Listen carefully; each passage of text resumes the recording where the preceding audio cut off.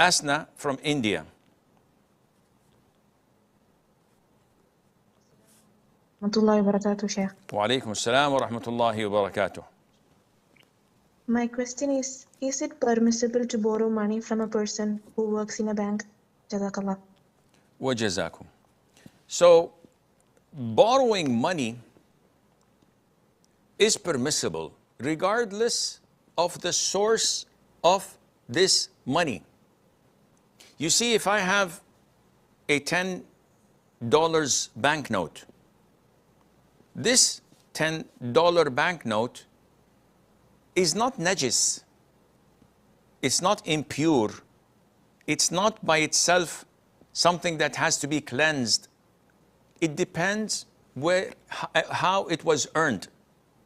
So if I work in selling drugs, may Allah forbid, or in dealing with riba, and I get this banknote and I give it to someone, I'm sinful for earning it from haram sources. But when I give it to someone in halal means, which is giving, lending, buying things of him, to that individual, it is halal. So if you borrow from someone who deals in riba, such as people who work in banks, what you borrow is halal for you. And this is why the Prophet ﷺ, before he died, borrowed from a Jew. And he pawned his own shield or his own armor in exchange for this amount of barley he borrowed from the Jew.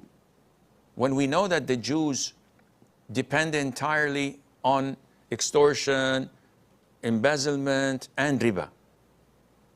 Yet, when we borrow from them, this is halal for us and haram for them. And Allah Azza wa Jal knows best. Layla from Pakistan. Assalamu alaikum wa rahmatullah, Sheikh. Alaykum assalam wa barakatuh. Sheikh, my question is about my sister, as she is totally obsessed with this part, as I am going to tell you. Like, generally, she read about pre-seminal discharge.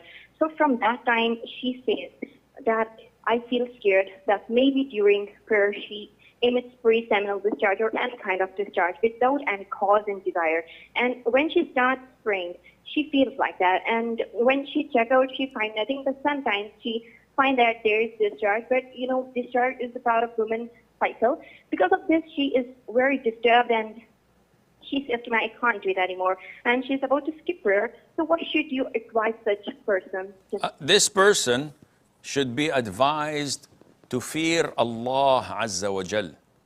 Shaitan, the devil, Satan, is setting her up so that he can accompany her to hellfire.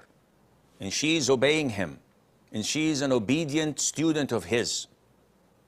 He's very happy. He's clapping all the way as she's about to leave and skip prayer, which qualifies her to be a resident in hellfire for eternity. As you've clearly stated, it's part of the women's nature to have vaginal discharges. And these are, according to the most authentic opinion, pure and do not invalidate the wudu. And the default is everything is pure, everything is normal until proven otherwise. So you cannot jump the gun and assume that, oh, this is prosthetic fluid or whatever it's called, madhi or the likes, when you don't have any provocation of desire or you did not see anything that sexually aroused you. And you've checked so many times and you found that it was nothing. And you still insist on doing this, you are qualifying to be an advocate and one of the devout students of Shaitan. It's your own doing. Shaitan has nothing to do with it. He just calls you and you respond and answer it. As mentioned in Surah Ibrahim, chapter 14, verse 22.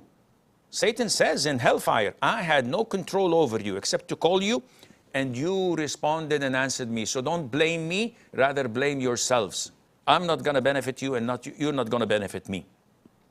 So she has to fear Allah Azza wa Jal, and Allah knows best.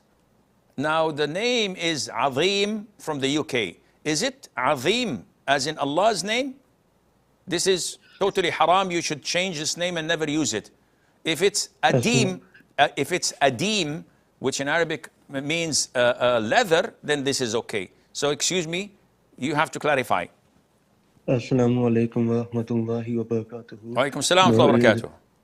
No, it is Adim, not Azim, it's Adim. Okay, very good. So it refers to leather, and this is totally permissible. Yes, my friend, what can I do for you? So basically, whenever I make wudu, and especially at work, it takes me a long time for some reason. I do it according to the sunnah, but when I use a lot of water, I do it quicker, and at work I need to obviously be 1 minute in wudu. So is it permissible for me to just make wudu like with a lot of water? Is it still bad for me to use little water but take more time? Jazakallah khair. Wa jazakum. No, of course. If it is time versus extravagance, I would choose more time. Because when you say, I follow the sunnah but I use a lot of water, it can't go. It's like saying, I am black but I'm white. It has to be one of the two. The sunnah is the Prophet used to make wudu from approximately less than 300 milliliters. Let me rephrase that. It's a mud. This is what the Prophet's wudu used to be. So if you fill this, and some say it is approximately 600 to 700 milliliters, but I've tried it with a mug, and it was a beautiful wudu. And the prayer was excellent afterwards. The more you are inclined to follow the sunnah by using less water and trying to just put a spoon or a tablespoon of water in your hand, and then with that you wash your face and you consume very little water, when you pray, you find that your prayer is beautifully executed. So no, take more time, but do not waste water.